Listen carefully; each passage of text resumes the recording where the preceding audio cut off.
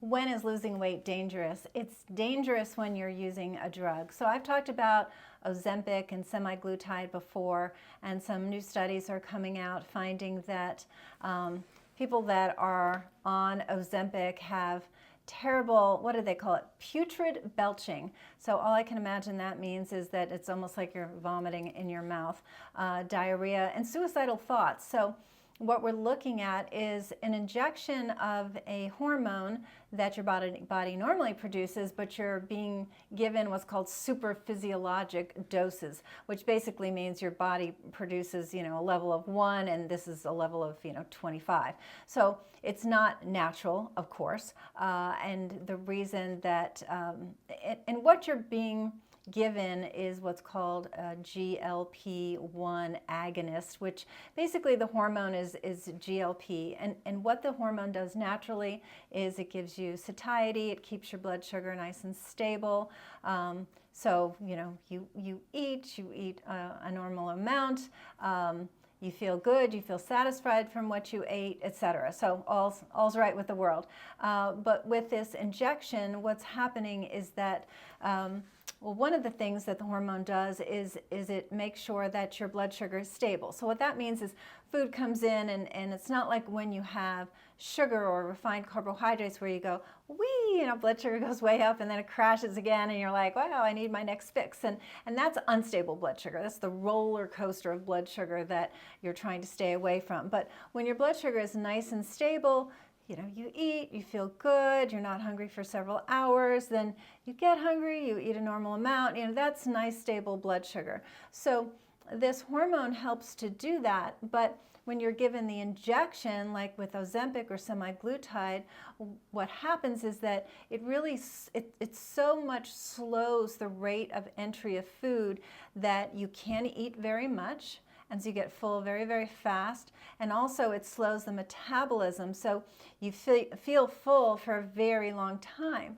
Now, what's happening with some people is what's called gastroparesis, which is basically your stomach freezes, and it's not breaking down food the way it should. And that can be quite dangerous, gastroparesis. So it's basically a freezing of your digestive system.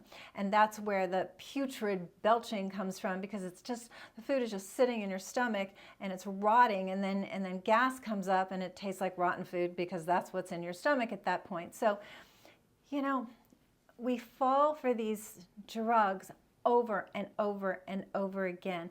The quick weight loss, and we just keep jumping on the bandwagon. And I don't know what else to tell you other than it never works. It never works because you're trying to fool Mother Nature. I was trying to remember that commercial. It's probably, 15 plus years ago, but it's like, it's not nice to fool Mother Nature. It was some product, but it was a cute commercial, but it's true. So the human body is a miraculous, wonderful, complex machine. And when you try to mess with it, very often you get ill effects. Suicidal thoughts was also something that's coming up with the use of Ozempic, because it's not just a hormone that's affecting the gut, it's affecting the brain as well. And it turns out people with more addictive personalities are not doing well with this drug either. So there's a couple of studies that came out, and I'll put them in the notes, but wanted to talk about what you can do to raise your GLP-1, so this hormone that keeps you satisfied and keeps nice stable blood sugar. How can you do that naturally without a dangerous drug that can really cause some very hazardous side effects? So number one is mindful eating. Now, easier said than done, I understand, but it's basically not eating while you're on the run. If you're just gonna like grab something and run, just say, okay, I'm gonna be a little bit more hungry, but I'm gonna eat when I can sit down and relax and chew my food, and perhaps have a nice conversation with a friend or a family member, rather than this gulping, eating food on the run. Because what happens is that you've got the fight or flight nervous system. We all know about that. When you're in fight or flight, you're pretty anxious and stressed. And then the flip side of that sympathetic the fight or flight system, is your parasympathetic system. And that's the rest, digest, relax system. So in order to have good amounts of this hormone, you want to make sure you're eating in that relaxed state. Now, you're sure as heck not in that state when you're gulping your food on the run. And so just, that's where the mindful eating comes from. Just figuring out, how am I going to just take a breath, even if you're sitting in your car, but you take some deep breaths, which, by the way, the box breathing, as it's called, where you inhale through your nose for about a count of 5 or 6, you hold for a count of 5 or 6, you slowly blow it out through your mouth for a count of 5 or 6, and then try to hold again before you do the inhale. And 5 of those, this does not take a long time, 5 of those will switch you into the parasympathetic rest, digest, keyword, digest mode, and out of that fight or flight mode, where actually the food going in will be better digested, it'll keep your blood sugar more stable, you won't have as many cravings. So simple task of breathing and sort of looking at life and just kind of making a bit of a pact with yourself that you're not going to be eating as you're running down the hallway, that you're going to postpone it a little bit and, okay, be a bit more hungry, but get into that proper mode. The other one is chewing, which I so need work on this myself. But again, if you're dining with a friend or a loved one and you're more in that relaxed mode, we do tend to chew our food more, which is also very helpful for digestion and this hormone.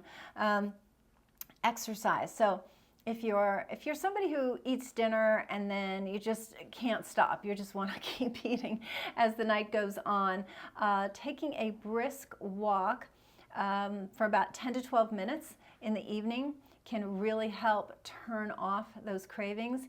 A walk after dinner, kind of wait about 30 minutes, or if you just say, wow, I can't even wait 30 minutes, I'm just going to be on to the ice cream, then just get out of the house where you can get away from the freezer and or refrigerator, and start with just a slow walk if you still feel full, and then as time goes on and you've digested enough, then get a little bit faster, a little bit of a brisker walk. We're not running, we're not pounding the pavement, but a brisker walk that actually turns off those cravings, which is great because you don't want to eat a good 3 hours before you go to bed anyway. So what are we talking about? We're talking about the hormone GLP-1, which is being injected into people in the form of semi-glutide and Ozempic, and we're really finding some dangerous side effects. There was also association with thyroid cancer that I did in an earlier video, but people are really starting to see this freezing or this gastroparesis in their stomach, which can be life-threatening potentially. So